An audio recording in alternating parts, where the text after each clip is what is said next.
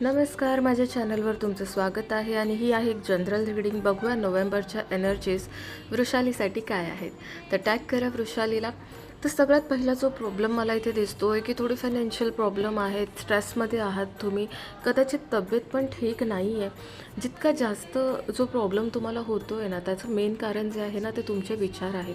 स्वतःला ना खूप असं बांधून घेतलं आहे विचारांनी तुम्ही, आणि म्हणजे सतत विचारत असता, कसला नाही कसला विचार करताय.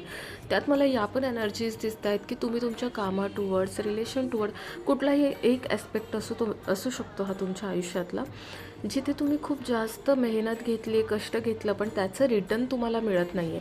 तर याचं कारण हे आहे ना की ते सगळं करताना तुम्ही कुठेतरी स्वतःला विसरलात आणि स्वतःकडे लक्ष नाही दिलं. एंजल गायडन्स तुम्हाला आहे, अबंडन्सचं कार्ड आहे की अबंडन्स तुमच्याकडे येऊ शकतं जर तुम्ही स्वतःवर फोकस केला आणि स्वतःची काळजी घेतली तर. थँक्यू.